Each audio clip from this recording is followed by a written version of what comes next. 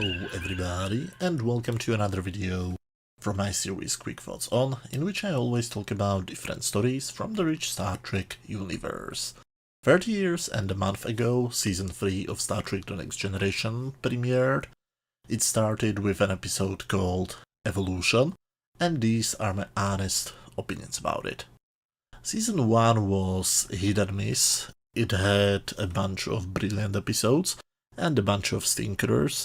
The second half of the first season was much better, maybe because Roddenberry stepped down from his position of the head writer and hired Maurice Harley for the job, but back in Season 2 Harley continued his job, and I personally think that the second season is kind of worse. Season 3 starts with a bunch of huge changes.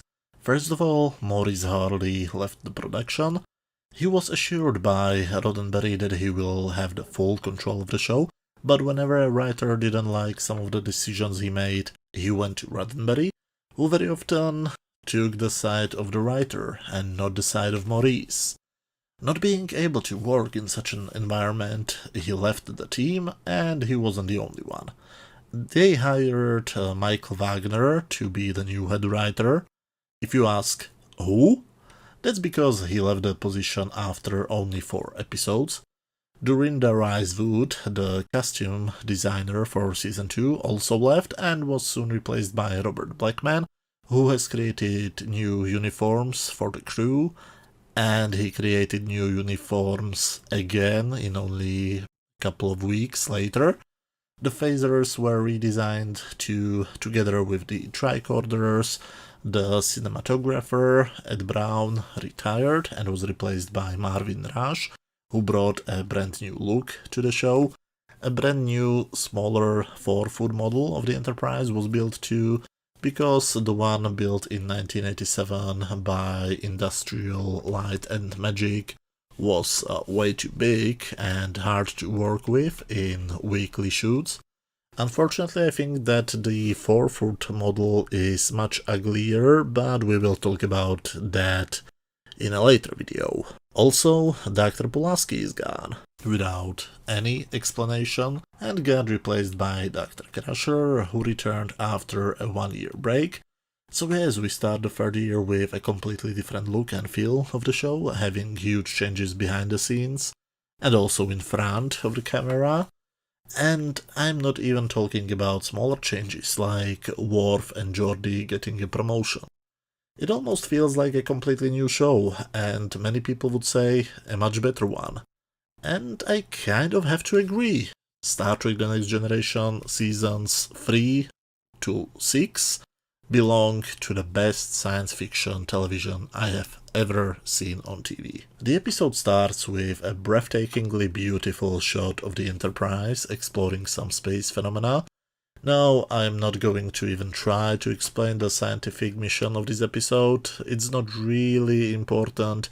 You see, Star Trek was never about these type of things, it was about humans. And humanoid aliens, of course. So, what do we see after this beautiful shot? A close-up of Wesley Crusher's face, with all of its teenage skin problems.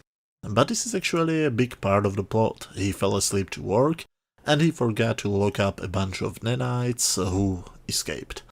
When he arrives on the bridge, we meet what this episode tries to call a villain, Dr. Stubbs. All we need to know about his experiment is that the Enterprise is supposed to release his invention, nicknamed the Egg, to the neutron star, and if they miss this chance, the next chance will come in 196 years, which is a perfect explanation for all of his behavior in this episode, in my opinion. They try to go with that insane scientist feel, but I must admit that I actually feel for him. He's not really evil, he just devoted a huge part of his last years to this project. Of course he wants to see it succeed. But very soon the first problem arises, the Enterprise starts to violently shake and Stubbs gets injured. After the incident stops, Picard asks the computer what was the reason for the incident. The computer doesn't seem to know what Picard is talking about. Stubbs gets to sickbay, where we finally meet Dr. Crusher, We are told that she spent the last year at Starfleet Medical, but we have no clue what happened to Dr. Pulaski. Why do they behave like she never existed? Sad. When Beverly says that she missed at least 2 inches of Wesley, he looks at her as if he thought that she talks about his dick size, and we see what is supposed to be the conflict of this episode. The tension between the Crushers, and it is empty, for a lack of a better word, like every conflict in this episode. When they leave sickbay, the food replicator starts to malfunction, and again, the computer doesn't seem to know about it. The Enterprise computer seems to be falling apart when Geordi tells to Wesley that it looks like somebody went into the Enterprise computer and started to disassemble it from inside. Wesley finally realizes that he is the one responsible for this mess. He goes back to the lab, and after he goes to 10 Forward, where he is caught and questioned by Guinan, he tells her the truth.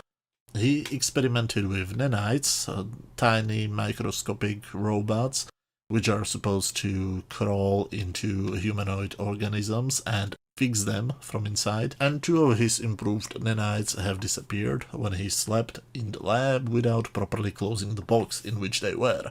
He has a weird scene with his mother, where it starts to look it will turn into a boring family drama, but suddenly they switch the topic and talk about the nanites. Well, okay, that's a weird way how to solve family relations, but I'm not complaining. The Crushers call up a meeting explaining what happened, and Dr. Stubbs suggests destroying the machines. Again, I know I should hate him, but his solution makes perfect sense from his point of view. He believes these are just malfunctioning robots, or, as he said it, machines with a screw loose. So, what's the problem with destroying them, right? But Picard thinks they might be intelligent, so he orders his team to find a way how to communicate with them. So, while I was hoping that they will explain or explore the fantastic philosophical possibilities about how intelligence can be created, or when does life as we know it begin? You know, something like the measure of a man or something similar. But no, the Doctor simply shoots an energy weapon and floods the computer core with gamma radiation. I would expect that robots will grow huge, green and angry, but no, they are simply dead. So what do the other nanites do? They flood the bridge with deadly gas. It kind of looks weird because the gas was added in post-production, but thankfully they can filter the air soon, and the computer stops responding to any commands. When Worf brings Stubbs to the bridge, explaining to the captain what happened, Picard confines him to his quarters, and the bridge starts to react properly again. And the next couple of scenes made me realize the biggest problem of the episode, at least the officially released version, the pacing. Scene 1, Picard wants to communicate with the nanites, confining Stubbs to his quarters. Scene 2, Stubbs relaxing and being attacked by electrical equipment. Scene 3, Stubbs regains consciousness in sickbay and screams to Picard's face that he has to kill them all. Scene 4, Picard on the bridge giving the order to flood all systems with gamma radiation. None of these scenes have enough time to breathe. None of these scenes allow you to think about what just happened or have any emotional reaction, and it's all thanks to the relatively bad editing. I never realized it until I have seen the approximately 1 hour long director's cut. If you haven't seen the director's cut last week, I have posted 3 videos comparing the finished Blu-ray version with the director's cut VHS. As you can clearly see, not only a whole subplot about Wesley was cut, even the rest of the scenes have had originally much slower pacing. And slower for this type of story means better. In the last moment, Data manages to communicate with the nanites and offers himself as a mediator. The nanites will go inside of his body so that they can negotiate in a much more personal way. So they of course do that. Stubbs doesn't want to do it, so he is forced to it by Picard, and suddenly he changes his mind and begs for forgiveness? When exactly did he change his mind and why? In the previous scene he wanted to kill them all and he didn't have any moral problem with it. So now when the nanites are inside of Data, what will he do? This is a great setup, so many things can happen from now on, so what does happen? They say okay and leave Data and the ship. So Stubbs can continue his project and Beverly can talk with Guinan about her son's sex life, because that's absolutely normal. She even assures us that she's talking as a doctor when she says that she's happy that her son is with a very attractive young girl. This is a plot which I would expect to find on Pornhub and not in Star Trek. I don't really like where this plotline is going, but thankfully the episode ends. This episode was written mainly by Michael Piller. This was his first script he sold to Star Trek, so he worked on it with the new head writer, Michael Wagner. There are so many setups for interpersonal conflict, and these setups go absolutely nowhere. Stubbs being mean to women and using them as sex toys goes nowhere. Stubbs saying seriously that he has no other reason to live beyond his project goes nowhere. Beverly having problems finding a new relationship to her son goes nowhere. Nanites versus Stubbs goes nowhere. Little robots gaining intelligence and becoming a new race. They just leave the ship and never get mentioned again. It feels like a lot of setup and almost no payoff. There are also a bunch of very weird sexual undertones, or is it just all in my head? For example, the comment that Dr. Crusher missed at least 2 inches from Wesley. Is that supposed to be a dick joke or am I a pervert? Probably both. Her weird obsession with his personal life is also kind of weird. The deleted scenes feature a bunch of weird scenes too. For example, one guy asking Wesley out because otherwise he will be left with 2 gorgeous ladies, as he called them. When they have an accident and the more attractive girl lays on the bed and the nurse leans over her, I always think that this is shot like a beginning of a porn flick. And the nurse then says to her that she looks like she needs something warm inside of her. Come on, Piller, he had to know how sexual it will sound.